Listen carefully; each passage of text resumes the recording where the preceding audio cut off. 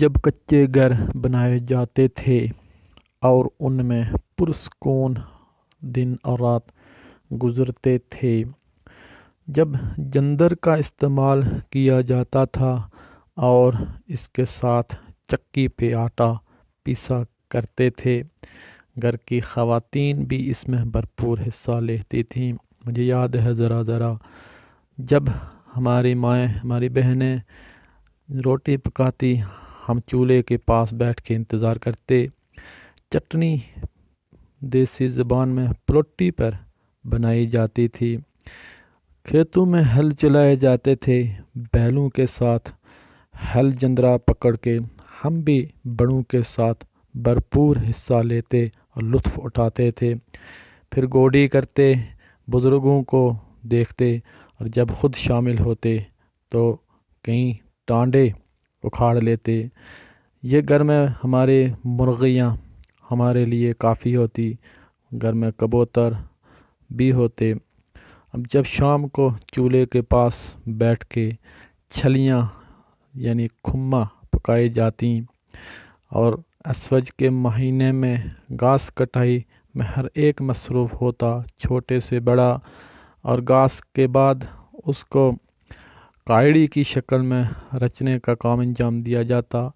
ٹھنڈے چشموں سے پانی بھرنے کے لیے جاتے، جب بور اور کنویں نہیں ہوتے، یہ ناڑے اور چشمے ہی ہمارے پانی کا ذخیرہ ہوتے۔ جب عورتیں انو سر پہ رکھ کے گڑھے میں پانی لاتی، اور جب ان چلاہریوں میں سے پانی لانے کے لیے ہم جاتے اور پانی بھرنے کے انتظار کرتے رہتے تھے، اس کے ساتھ ہم جب شام کو لکڑیاں کاٹنے اپنے دوستوں کے ساتھ مصروف عمل ہوتے۔ مجھے یاد ہے ذرا اور بجلی تو نام کی نہ تھی، جب آئی اور چلی جاتی تو اس کوئلے والی استری سے اپنے کپڑے استری کرتے تھے۔ اور جب بسیں چلتی تھیں تو ہر ایک کے لیے جگہ ہوتی تھی، کبھی کسی کو یہ نہیں کہا گیا کہ آج اس میں جگہ نہیں ہے، دوسری گاڑی کا انتظار کریے، بلکہ ہر ایک کو جگہ ملتی۔ اسکول میں بیٹھے ہم ٹاٹوں پر تعلیم حاصل کرتے تھے، کیونکہ بنچ اور ڈیسک یا کرسیاں تو اس وقت ناپید تھیں۔ غربت کے ان دور میں ہم ٹاٹوں پر بیٹھ کر ہی اپنی تعلیم حاصل کرتے اور نیچے بیٹھے تختی لکھتے، اور جب فارغ وقت ملتا تو ہم بلور یعنی بنٹے وغیرہ بھی کھیلتے۔ گھر کا ایک اہم کھیل پنج گیٹے بھی خوب شوق سے کھیلتے، جس میں بچے بچیاں سبھی حصہ لیتے۔ اس کے ساتھ اٹی ڈنڈا یا گلی ڈنڈا بھی بہترین مشغلہ ہوتا تھا۔ جب لائٹ جاتی تھی تو یہ بتی ہر گھر کی زینت ہوا کرتی تھی۔ سر شام ہی اس کو صاف کیا جاتا، اس میں تیل ڈالا جاتا اور شام کے لیے تیار کیا جاتا۔ ہر ایک انجینئر اپنی گاڑیاں خود بناتا اور کیا ہی مزے کے ساتھ ان کو چلاتا تھا اور دوسروں کو بھی دکھاتا پھرتا تھا۔